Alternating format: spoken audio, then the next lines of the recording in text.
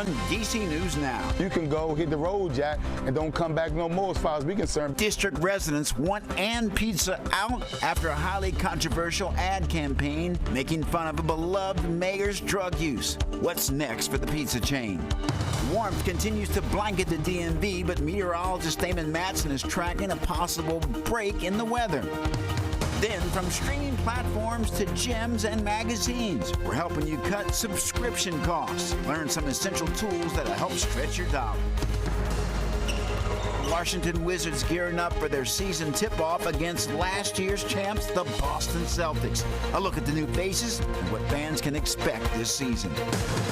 Here in Maryland, 1 in 6 kids go to bed hungry each and every night. And stay tuned for an inside look at a food bank making sure families across the DMV have a hot meal. You're watching the station covering all of the DMV. This is DC News Now.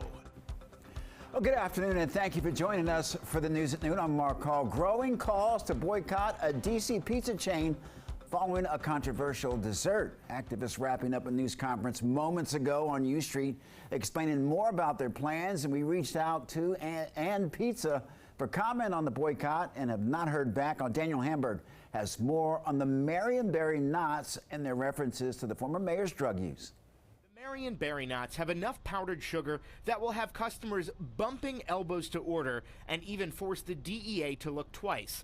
That's how And Pizza describes its new dessert, referencing the late Marionberry being caught smoking crack cocaine in 1990. Why would you focus on one thing like this versus all the things that he's done for our community? So people are outraged. I'm outraged. Ron Moten with Don't Mute DC says that's why he's calling for a boycott of the chain. We're going to basically show the other businesses why you should be good businesses in Washington, D.C., because you can go hit the road, Jack, and don't come back no more as far as we're concerned, because you can't get our dollars disrespecting us and leaders like Marionberry. As we reported Monday night after Berry's widow called it racist and disrespectful, And Pizza's CEO said, "We're talking about a Marionberry. That's spelled with an E." That's a disrespect and a doubling down.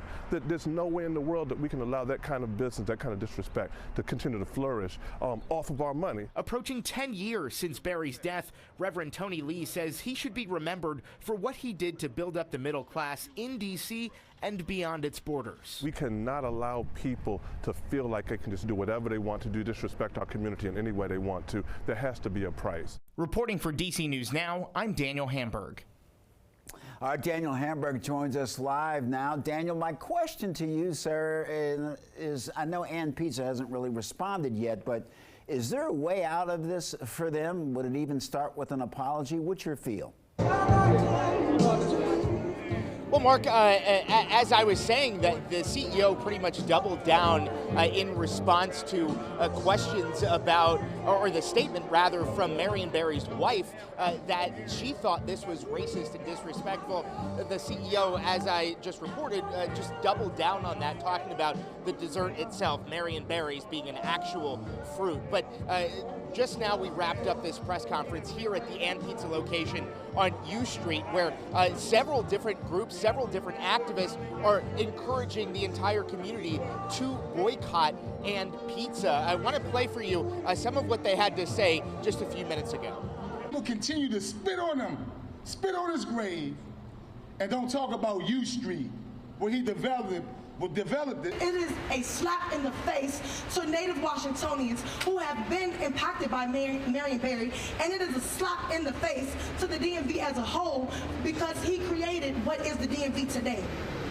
By continuing to support and promote And Pizza, you are saying to people everywhere, to gentrifiers everywhere, to anyone that is not from DC, that it is okay to disrespect DC.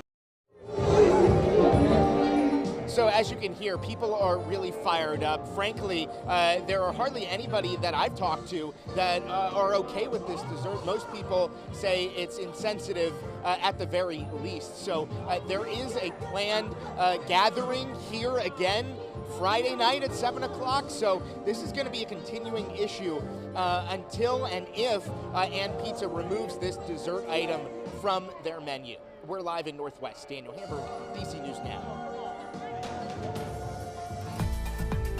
Our thanks to Daniel. Meteorologist Damon Matson joins us now with the latest check on the forecast. Damon, I haven't seen you in a while, but I was told I missed some pretty nice weather. Well, I hope you were able to enjoy it a little bit. I know you're not the biggest fan of the warmth, but no. Hey, that's what Mother Nature's been dealing us this week. Those warm temperatures, they've been a staple, and with how sunny it is yet again, we're about to have a third day in a row of those unseasonably warm temperatures, though we're not bringing up those readings as quickly as we did on Monday and Tuesday. We're sitting right at 70, pretty comfortable in and around the district at this hour. We still do have some 60s, and even Hagerstown there, it's just 58 at the moment, but we have signs of that warmer air building in Waldorf, Lexington Park, Fredericksburg, middle to upper 70s already, and we still have another 4 to 5 hours to really warm things up. And this is still the case up and down the East Coast. This warmer air is holding on, but there is a sign of some cooler air on the horizon. If you look all the way back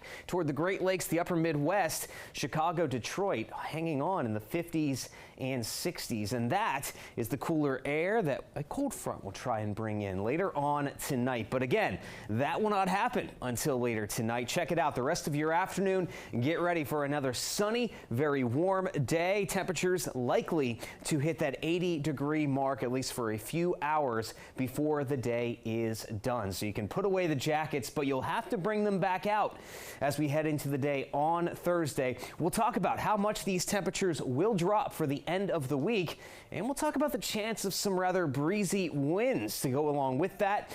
That's coming up in your full forecast here in just a bit.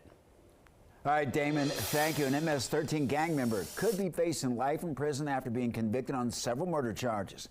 Investigators say that Elmer De Jesus Alascandre was linked to killing 5 people in Fairfax County. He was convicted of several charges, including 5 counts of murder in aid of racketeering. His sentencing is scheduled for January. Well, police in Prince George's County are investigating after a man was found dead in his car. Police responded to a shooting on Landover Road near a funeral home yesterday morning. They found a man dead from apparent gunshots. Police say that the victim was a passenger in a car, and this was likely a targeted shooting. We do know so far that we are looking for multiple suspects that arrived and fled in a vehicle, but we're still working to determine the lookout description of that vehicle and the suspect. Detectives are still working to determine a motive, and anyone with information is asked to contact Prince George's County Police Department.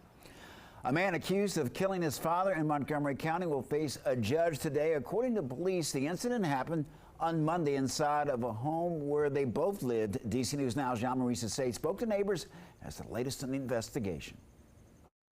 People who live in the Silver Spring neighborhood are heartbroken after learning one of their neighbors is charged in the death of his father. Today, 48-year-old Fabian Newsom will face a judge to learn whether he'll remain behind bars or be released out on bond. This is a very sad story. Makona Nembai has lived in this neighborhood on Sandalwood Lane for 3 decades. This has been a very quiet neighborhood. We don't have any issues like this. We never had any crimes for that matter, but this is a big deal for us. On Monday, many neighbors were devastated when they learned 88-year-old David Newsom was found dead in his home with trauma to the body. I saw about 5 police cars. One of them had their lights on, and I saw they were at my neighbor's house, and I was questioning what was going on. It's pretty crazy. It's sad to know that we have this kind of activity in our neighborhood. Nearly 24 hours later, the victim's son, 48-year-old Fabian Newsom, was arrested in connection to his death.